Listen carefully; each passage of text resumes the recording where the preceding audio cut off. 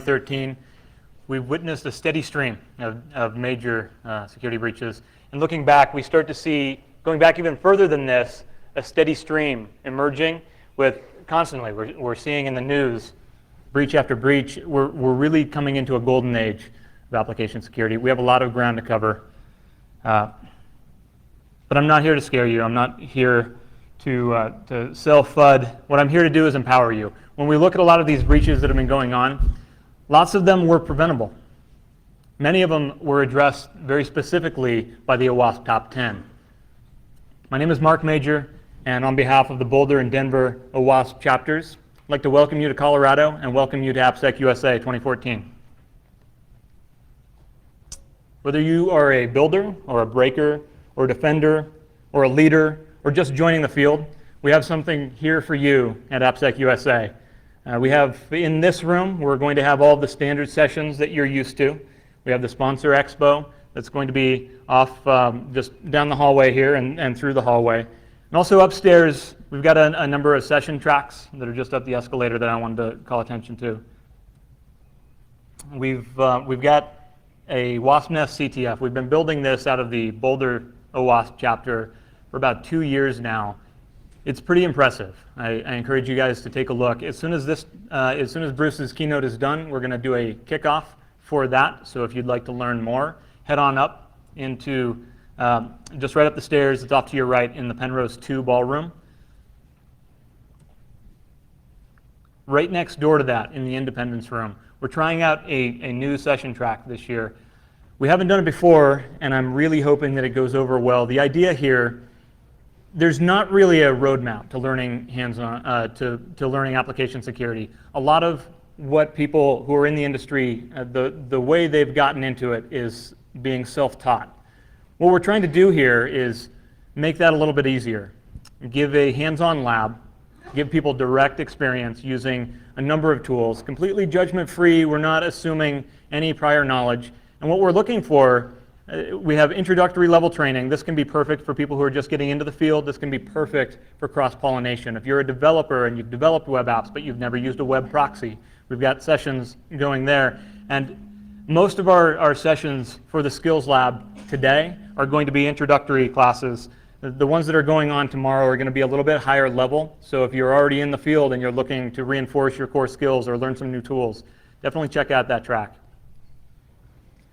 Very often at conferences, some of the best conversations happen outside of the sessions. The sessions are what get us started talking, but often within an hour space or 45 minutes really, it's not enough to get the whole message. So we have these birds of a feather tracks that you can sign up for. And I'm going to present, I'm not going to present, I'm going to pitch the idea for the first one, which is going to be a continuation of Bruce's talk. So if you guys hear something and you want to keep talking about it, let's go on up and let's continue that conversation. We also have these going through lunchtime. We have an extended lunch period of 90 minutes, which is plenty of time to go and see the sponsors, have some lunch, go up, do a birds of a feather or an open mic. Right outside that room, we also have sign up, and the way we're doing that is popular choice. So if somebody has a good idea for an open mic talk, go up there, pitch it. We've got a whiteboard, that a flipboard you can write it on. And if you see a talk that you'd like to attend, go ahead and make a mark by it. And we'll announce, we've got it staggered where the birds of a feather are going to be in the morning and the open mics are going to be later in the day. So after lunch, we'll be announcing what the open mics are so everybody is aware of what's going on there. We have a couple other tracks. If you are not familiar with OWASP, or if you're loosely familiar and you'd like to learn more, if you want to start a chapter, if you want to be involved in some kind of a OWASP project, we've got all sorts of project developers. We have project leaders, chapter leaders. We've got all sorts of people who are coming together. This is a time to collaborate. If you are a chapter leader and you've had success, if you've had some questions, if you're interested in trying to grow your chapter and you need ideas, if you are looking to find better ways to get speakers or get funding, whatever you want to do, we have this entire track just dedicated just for that. And we're covering anything to do with starting, growing, and showcasing, whether it's a chapter or a project. Behind the escalators, we have a lockpicking village, which always goes over well in these crowds. All of this is made possible through our sponsors. We couldn't do any of this. We couldn't have the great speakers. We really couldn't be doing any of this conference without them. I'd like to say thank you, but I'd like to encourage everybody else here to please go and talk to them. Learn about what they do. Stop by their booth. Say thanks. We also have, to entice you, in case altruism isn't enough, in your welcome kits, in addition to the program, which will detail all the talks, we have a passport, and we have participating sponsors where you can go and have them stamp your passport, and at the end we'll have a raffle, and you win all sorts of fun stuff. So the sponsors are one piece of that. OWASP, as an organization, is a 501c3, and they fund more than 100 different projects. They have conferences that they'll fund, not just AppSecUSA, but local conferences. They'll have OWASP days, where they will help fund to fly in speakers and pay for a lot of stuff, but this takes resources, and to help subsidize that cost, one thing that you can do is attend a conference like this, but another is we have our merchandise store, and all the profits from that will go right back into the OWASP Foundation. If you'd like to see that money go into a specific project, then you can take your chips that also came in your welcome kit. There are 4 yellow chips in your kit. Each of those are worth $5. You can either use that to purchase items out of the merchandise store, or you can go by the registration desk and donate it to an OWASP project of your choice. Got a pretty good lineup, even outside of all the session tracks. After Bruce's talk, he's going to be doing a book signing. That's also sort of underneath the escalator, so if you go right out into the main lobby there, there will be a line, I'm sure. Later today, if you're job hunting, then we have a career fair that's going to start right with lunch, and that'll go through the end of the day. If you want to get a head start on that, we have linked off of our website. You can we have a number of job postings already up there. You can send us your resume, and we can get that distributed. And we're here to help you guys network. So the participating career fair sponsors have some balloons flying over their booths. If you look for those, then you know that there is going to be a recruiter who's specifically here to talk to you. Toward the tail end of lunch, we're going to have a teaser for the magic show that's coming up at the end of the day. In the evenings, we've got 2 great activities. One of them is a bug bash, which is legal hacking of national companies. They've got bounties up to $5,000. You can either donate that back into OWASP or take the money and run if you can find some good bugs. So those are a lot of fun, and I highly recommend them. We also have something that's a little bit of local flavor. We call it Code Brew. Homebrew competition. The descriptions of the beers are fantastic.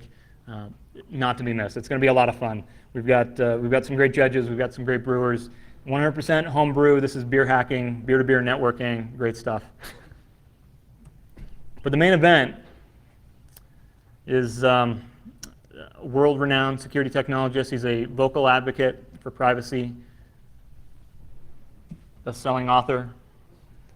One of the best cryptographers of our generation. He's influential. He's opinionated. And he's the subject of a recent Sherlock Holmes fan fiction. Ladies and gentlemen, Bruce Schneier. Thank you. Hey, thank you. There's a lot of stuff up here. Hey, thanks for waking up.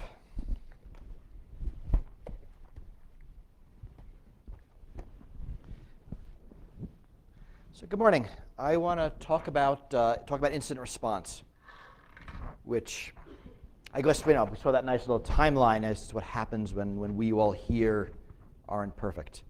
I want to talk about incident response because I've been thinking about it a lot, but in a sort of typical my fashion. I'm going to talk about 3 broad trends in cybersecurity. I'll give 4 laws from economics, something from psychology. I'll talk about the current state of incident response and try to tie this up with some systems theory from the US Air Force. So that's sort of the plan for the day. All right, so 3 trends that I think are really important for our industry. The first is that we're losing control of our IT infrastructure.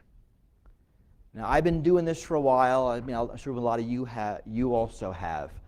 More and more, our infrastructure isn't under our control. And that is the result of really two different trends. The first is the rise of cloud computing. Right? Cloud computing means that we no longer have control of our data. Right? Our email, photos, calendar, address book, messages, documents. Right? They're all on servers belonging to Google and Apple and Microsoft and Facebook and everybody else. Right? I use Eudora for my email, but I'm a freak. There might be no one else who does. Right? So this is true for us as individuals. It's also true for us as organizations. My company outsources its email to Google. I mean, a lot more institutions outsource their CRM system, their applications, increasingly their infrastructure, their desktops, sort of everything to somebody else. Now this is interesting because we cannot affect the security of these systems. Often we have no visibility into it. I mean, I can't go to Google and say, I want my email to have more security. I get what they give me. I really can't go to Rackspace and say, do this thing for me. Maybe I could put some security on top. Often I can't. As users, certainly not. I mean, I don't even know what operating system Facebook uses. And what's interesting is it doesn't matter because it's just all outsourced. And I think it's a really important trend. And it's not just outsourcing, it's outsourcing of outsourcing. So, I, as Co3, might have an application provider, and they have some kind of service provider hosting their infrastructure, and it's 3 or 4 companies deep. So where actually is my data? I mean, the physical bits of my data, who knows? What laws are they under? What security are they under? It's very hard to tell. The second part of this is we're increasingly accessing our data by devices that we have much less control over. Right? So think of iPhones and iPads and Google what do they call it? Android phones, Kindles, right? Chromebooks. I mean, with these new user devices, we have much less control over. I can't actually write a file erasure program. This is an iPhone. I can't write a file erasure program for this because I don't have access to the memory. Right? So more of us are accessing our data on these sorts of things. And it's not just individuals, and companies. Right? The CEO wants to get stuff on this. This is much harder to secure. Now, there are a whole lot of good reasons why this device has much less user control, but it still affects security. Right? We can't run arbitrary software. And what's interesting to watch is even the traditional operating systems moving this direction. Right? The business case for Apple for locking this down and giving them control is really powerful. So if you look at Mountain Lion and Yosemite, or even Windows 8, it's increasingly pushing people towards this vendor-controlled model. Right? Buy stuff from the store, don't configure things, let us do everything. And I suspect that's where desktops, laptops are going. That we're going to see phone operating systems and desktop operating systems converge. Windows 8 did a little bit badly, but they'll get better at it. And it'll converge closer to the phones, right? Closer to less user control. Right? And organizations doing this for good financial reasons. Right? It makes financial sense, but it's hard for security. Infrastructure is always outsourced. Computers are infrastructure. Right? Expect more outsourcing in every aspect. And that's just what's going to happen. The second trend, attacks are getting more sophisticated. And I think we've seen this over the past few years.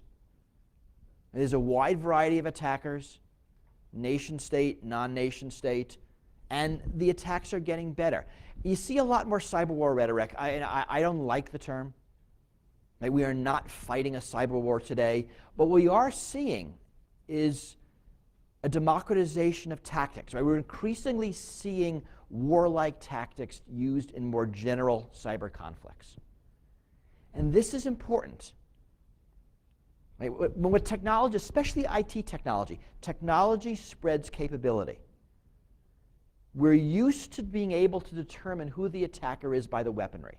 Right? If you walked outside and you saw a tank, you would know the government was involved because only governments could afford tanks. Right? The weaponry determined the attacker, which determined the defense. That mnemonic doesn't work anymore. Right? Everybody's using the same stuff. And a lot of this is tied into the term advanced persistent threat. Sort of an interesting term, about 5 years old. Originally I hated it, and I've come around, because I think it describes something really important. If you think about attackers, you can plot them along two different axes, skill and focus. So think of those types of attackers. Low skill, low focus attackers, those are your script kiddies, your opportunists. What I always think of as the background radiation of the internet, the stuff that just happens millions of times a day. High skill, low focus, that's the attack against Target, the attack against Home Depot, identity theft attacks, zero-day exploits. Stuff that's very sophisticated, but the target's more or less irrelevant. When Target got attacked, but the attackers didn't target. Right? They wanted a large block of credit card numbers.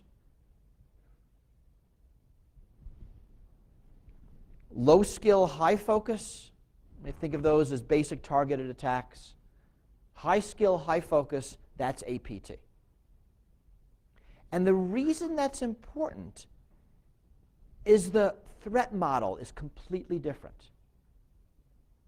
Against your typical attacker, the kind of stuff we in the industry have defended against, security was relative. Right? What mattered for Target is not how secure they were, but how secure they were related to everybody else. Relative security mattered. If they're more secure than their neighbors, the attackers go there. Against APT, that's not a valid consideration.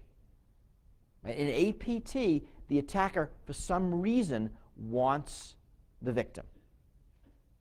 It's personal for some specific reason. So what matters is the absolute security. Is the defender better than the attacker? Is the attacker better than the defender? And you all know somebody who works in penetration testing. Really, not just for the big consulting companies that plays around. Someone does it real. You know that they never fail not to get in. Against a sufficiently motivated, skilled, funded attacker, we do not know how to defend. Right? And this is sort of broad. The attacker has the advantage on the internet. You could look at any kind of attacker-defender situation as an arms race. I will look at military history.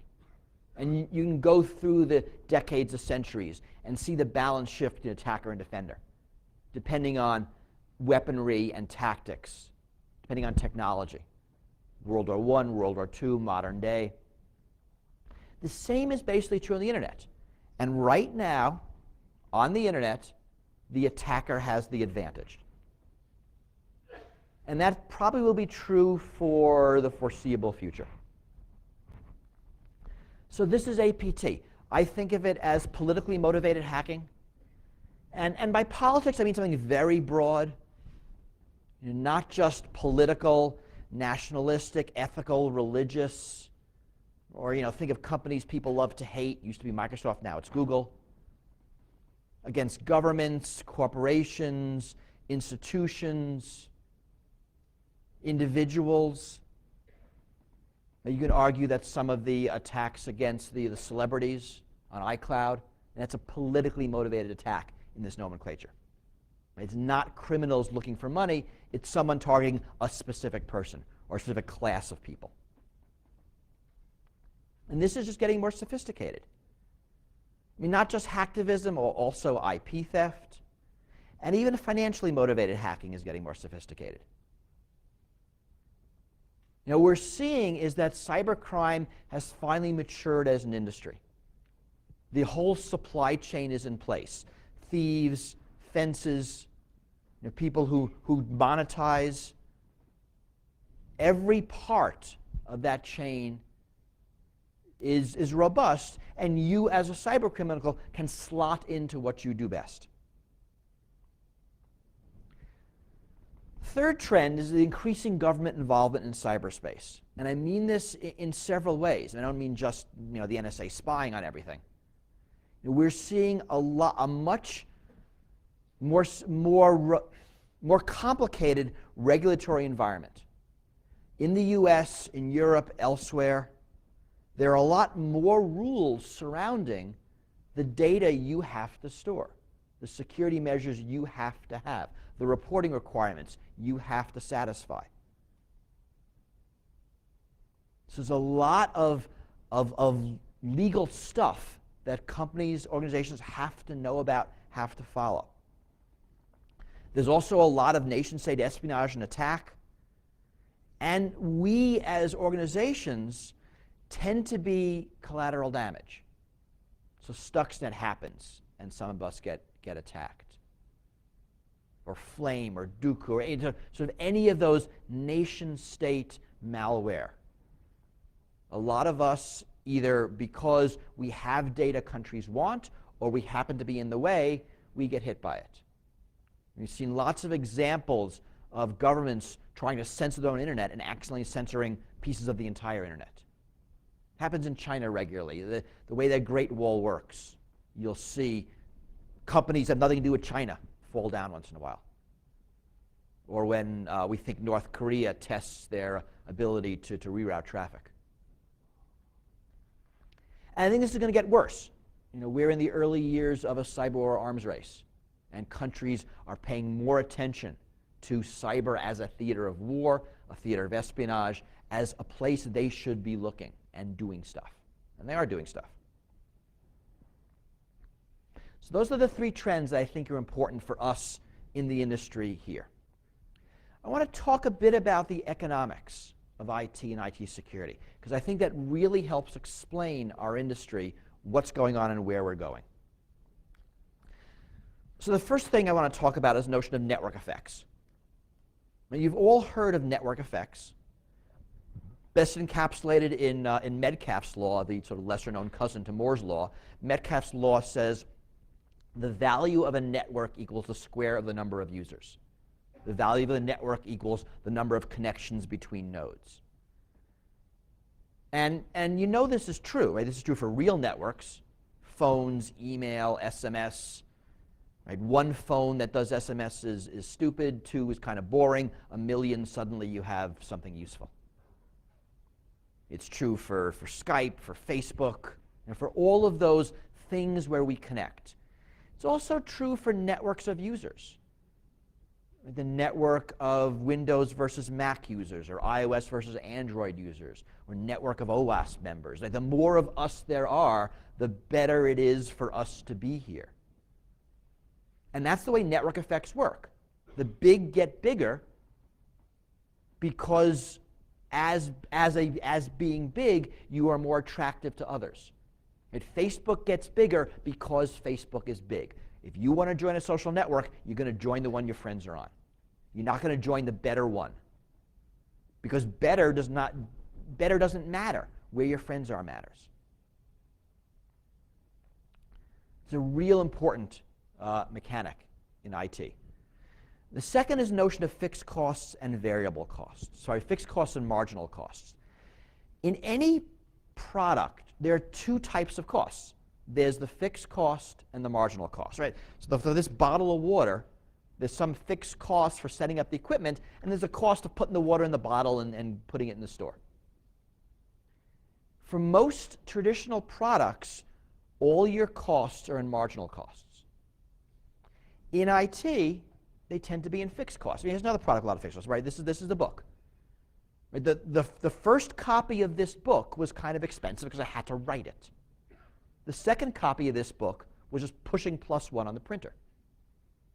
So most of the money in here is tied up in fixed costs. An operating system. The first copy of Microsoft Windows costs, I'm making this up, $20 million. Second copy is free. True for movies, tends to be true for pharmaceuticals. And what's sort of interesting about this kind of economics, when most of the cost is in development, it makes them very powerful to attack. Right? If you are, and this does happen, a printing company in China, you can make copies of these and sell them for a couple of bucks because they don't cost much to make, and you don't have to recover the fixed costs. You don't have to pay me a royalty or pay the publisher the work they did to put this book out. Right? For operating systems, for movies. And that's why you see so much effort going into copy protection and controlling of these types of industries, patents, to control these fixed costs. In other cases, high fixed cost is a barrier to entry. I think of Google Earth. Now, once you've mapped the planet, it's a significant barrier for a competitor to do the same thing, because now you can lower your price. I mean, if I want to, put someone out of business from copying my book, I drop the price of my book very, very low and drive them out of business. Right? I can afford to do that because it's my property. I can wait. I mean, that's I think Walmart does. Related, this is the third piece of economics, the notion of switching costs. Switching cost is the price you have to pay to switch to a competitor. So for a normal product, switching costs are very low.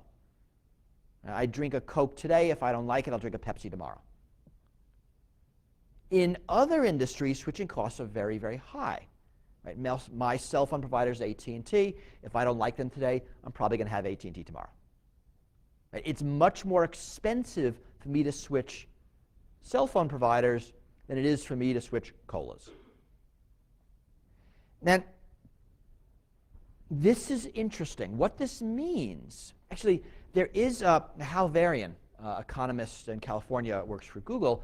But pre that, there's something called the Shapiro-Varian theorem, where he basically said that the total value of a software company equals their switching costs, the total switching costs of their customers. How much would it cost their customers to switch to a competitor? And in software, switching costs can be high. Right? It can mean retraining staff, rewriting applications, converting data. And the reason this is important for the industry, for you, for the suppliers, is that, I mean, again, think of the cell phone company. The higher the switching costs, the more a company can piss you off before you'll switch. Right? The lousier service they can. AT&T doesn't have to provide very good service. Just has to be good enough that I don't switch. The Coke has to taste really good. AT&T has to just really, really not suck. I think this explains a lot, actually. And companies do pretty much everything they can to keep switching costs high. Think of non-compatible accessories, not letting you get at your data when you want to leave, proprietary file formats. These are all ways to keep switching costs high. You want to switch from iTunes to somebody else, good luck taking your music. You want to switch from Kindle to Nook, good luck taking your books. You want to switch from gaming consoles, and that's why nobody wants to sell conversion boxes, because that lowers switching costs. Remember however many years ago when the cell phone companies were fighting cell phone number portability in the United States?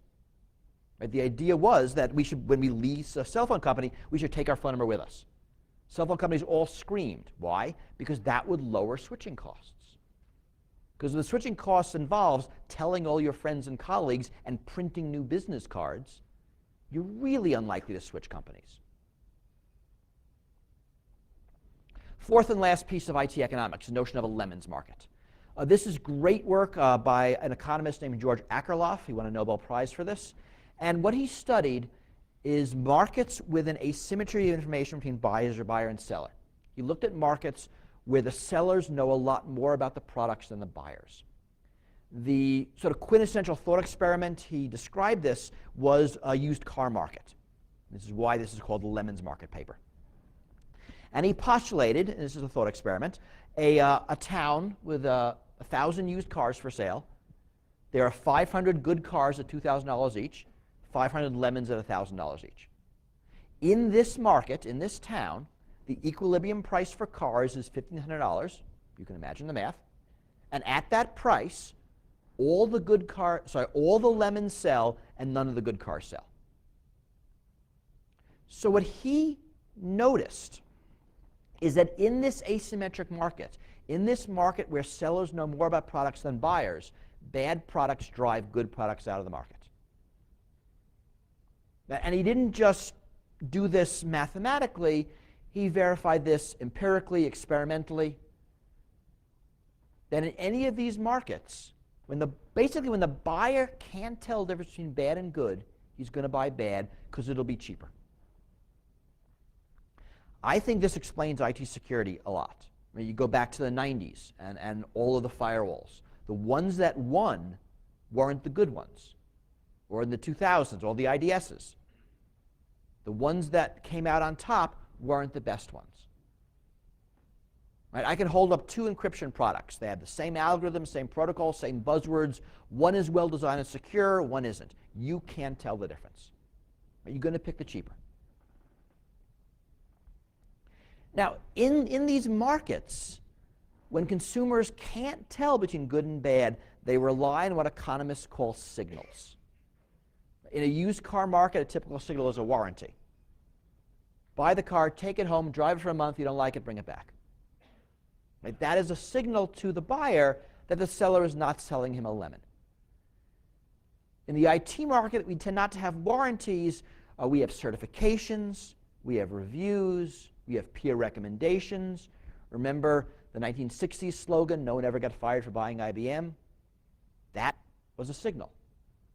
We have awards. You ever wonder why companies chase those really dumb awards at those conferences? This is why. They're signals. They're ways buyers can convince themselves they're making a good purchase, or at least not a bad purchase.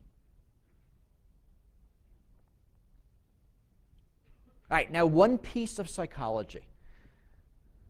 I'll talk about the process of buying and selling security. There's a really nice piece of research. It's called prospect theory. Sometimes you'll hear it called loss aversion or framing effect, but the real name is prospect theory. This is fantastic work done by two psychologists who, oddly enough, were the only non-economists to ever win the Nobel Prize in economics for basically telling the economists that everything they thought was wrong. It's kind of neat. I hope to do that someday. I'll give you the basic experiment in prospect theory. This explains how it works. You would take a room like this of experimental subjects like you and divide it in half, and you'd ask this half of the room to make a choice between $1,000, here, I'll give you the cash, or a coin flip at $2,000. So you're asking these people, are you risk averse or risk seeking? And if you do that, about 3/4 of this half will take the money. That $1,000 beats a coin flip at $2,000. Then you ask this half of the room a similar question, actually the same question but as a loss. I'll give you a choice. I will either take $1,000 from you, or I'll let you flip a coin, and if you lose, I take $2,000. Again, the same question, are you risk averse or risk seeking, but in terms of a loss instead of a gain? And if you do this, about 3/4 of the room will take the coin flip. This is actually freaky. This shouldn't happen, because it really is the same thing, but just framed two different ways. And actually, it's even a weirder experiment where you have the exact same choice and you just describe it differently, and you'll get the same results. So we as human beings tend to be risk averse when it comes to gains and risk seeking when it comes to losses. This is a surprisingly robust result. It is true across ages, genders, cultures. You can see the same results in other primates. This is something that we are hardwired for. And actually, the best explanation I've ever heard of this comes from evolutionary psychology. So if you imagine that you are a species living at the edge of survival, which species tend to live at, and you have the choice between a small gain or a risky larger gain, the small gain means you'll live to see tomorrow. The coin flip gain means half of you are going to die. So you'll take the small gain. The sure win is better than the risky larger win. On the other hand, a sure small loss means you're dead. So faced with a loss, you might as well take the risk, right? A larger loss means you're still dead, but you might avoid the loss entirely. So this basically explains why it's hard to sell cybersecurity. Because cybersecurity is a choice between a guaranteed small loss by the product or a risky larger loss. You'll get attacked and it'll be really bad. Actually, this isn't just true for cybersecurity. You'll see the same effects in selling insurance, selling burglar alarms. That by and large, people tend to prefer to take the risk than spend the money. And you know this. You go to your boss and say, we need this thing to secure our network. And he looks at you and says, we didn't have it last month. Why do you need it this month? Right? Why? I took the chance last month inadvertently and came out okay. Why can't I keep taking the chance going forward? I might still come out okay.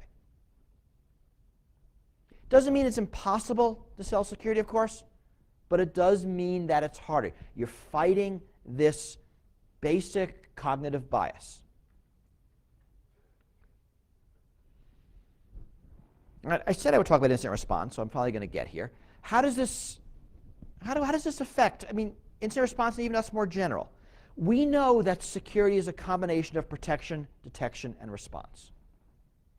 Right? That those are the three aspects of security. We know that we need response because protection and detection aren't perfect. Right? We also need it more today for a bunch of reasons I talked about. Right? We've lost control of our computing environment. Attacks are getting more sophisticated. We're increasingly pawns in other people's fights. And companies will underinvest in prevention and detection. Right? I mean, that happens.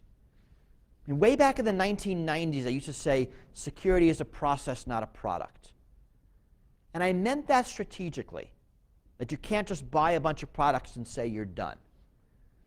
Now I'm thinking more tactically, and security is really a product and a process. Right? In the early 2000s, I would say that it's people, process, and technology. And that's a good way of thinking of it, people, process, and technology. Because what's changing are the ratios. Right? The conventional wisdom is that people don't generally help with security. In fact, they're a problem and need to be removed. I have a quote from security usability guru Lori Faith Craner. She writes in a paper, whenever possible, security system designers should find ways of keeping humans out of the loop. And we've been doing that. We've been doing that pretty well. We have entirely automated prevention systems, automated patching, automated updates, right? Lots of automated and semi-automated detection systems. But here's the thing of it. You can't fully automate response. Right? Response necessarily involves people. So as you move from protection, detection to response, the people to technology ratio necessarily goes up. You're forced to put people in response even if you remove people from protection, because it's hard to automate. All attacks are different, kind of unique. All networks are different. Security environments are different. Organizations are different. Regulatory environments are different. Right? And they're not different in technical ways. They're different in people ways. And what's interesting is this affects the economics of security. Incident response products and services are different because the ratios are different. There are less network effects. There's higher marginal cost. There's lower switching cost. And there's less of a lemons market. So what this means, at least when I look at it, is that unlike a lot of other areas in security, better products and better companies are more likely to do better. It's less of an uphill battle if you are a small company with a really good idea. Because the economics are more on your side than they were if you had a protection company or a detection company. And there's much less of a first mover advantage. I mean, there's much lower natural monopolies. It just tends to work better. And I think this is going to be really good for our industry. And this is something I think that's going to be beneficial. All right, so people, process, and technology. The key to making this work is to getting it to scale. And I'm going to read the next sentence from Lori Craner's paper. After she wrote what I read before, she wrote, however, there are some tasks for which feasible or cost-effective alternatives to humans are not available. In these cases, system designers should engage these systems to support the humans in the loop and maximize their chance of performing their security-critical functions successfully. And that's the way to think of emergency response. And actually, think of any emergency response. Think of police, think of medical, think of fire, think of military. In all of those cases, technology supports the people and doesn't try to replace the people. Because the people are critical. They must be in the loop, so we need technology to support them. The goal here, of course, is resilience. And to build our networks to be resilient in the face of successful attack.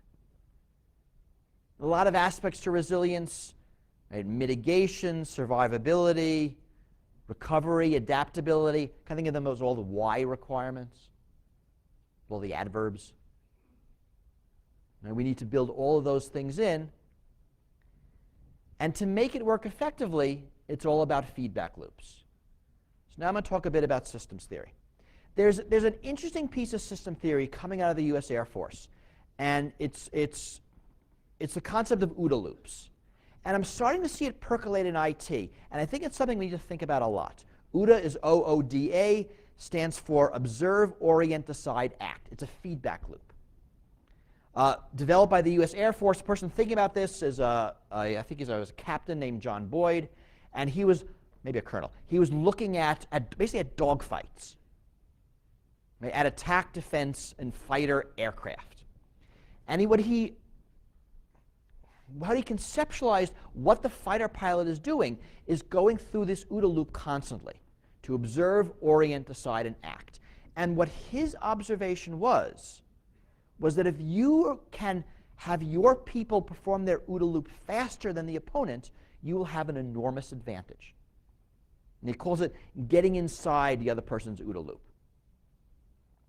So what he wants in a fighter jet cockpit are technologies that support one of those four things: observe, orient, decide, and act, to help the pilot do it faster.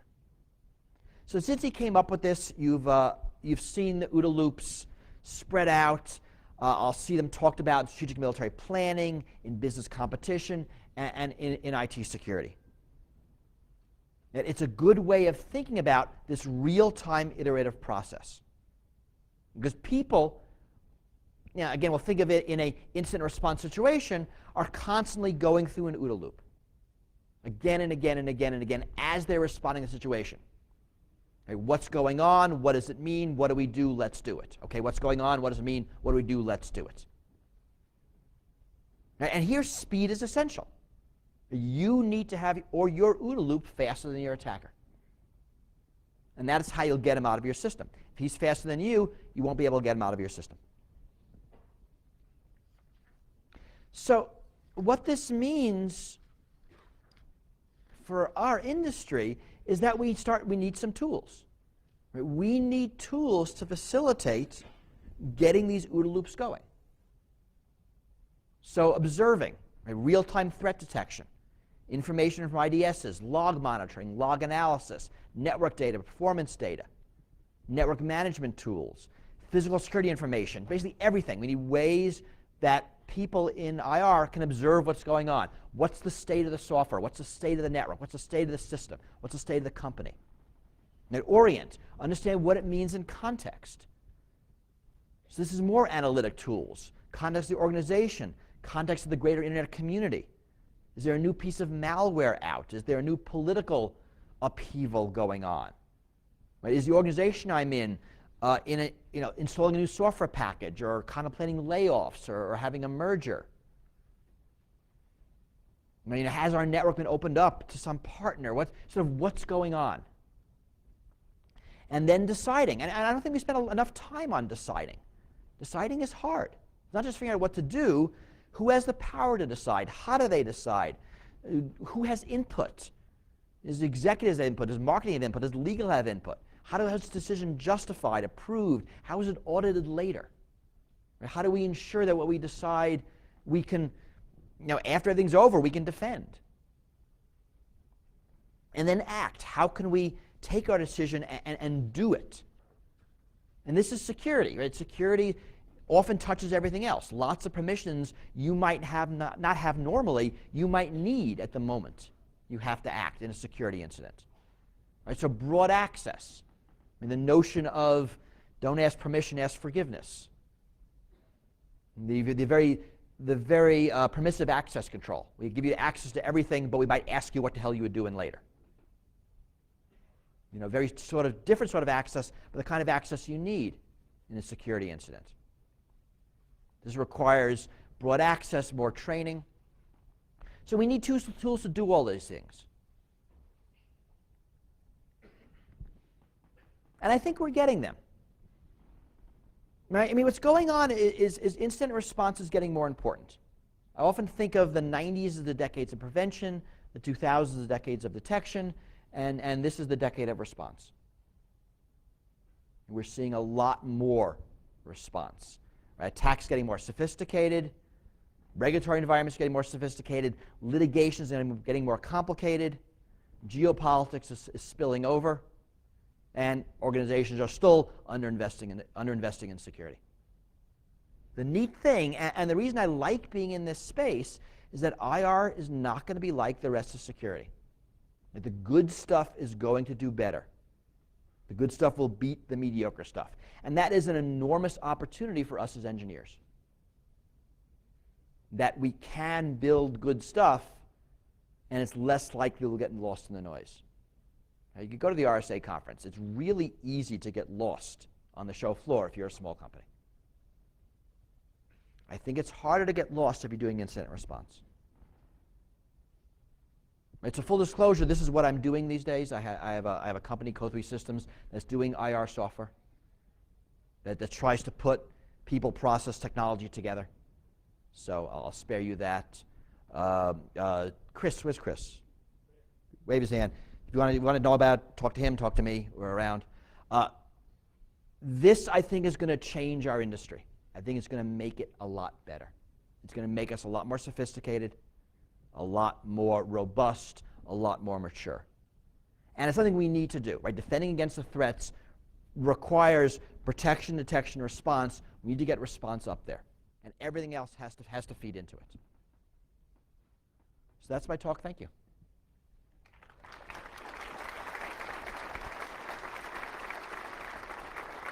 I should say right after this, after when we get out of here, they're going to just rip this room apart and turn it into like 3 little rooms. I'm going to be doing a book signing kind of over there. So come by and say hi, even if you don't have a book to sign. I'm happy to sit and chat for a while. I'll be here most of the day. Thank you for inviting me, and have a great conference.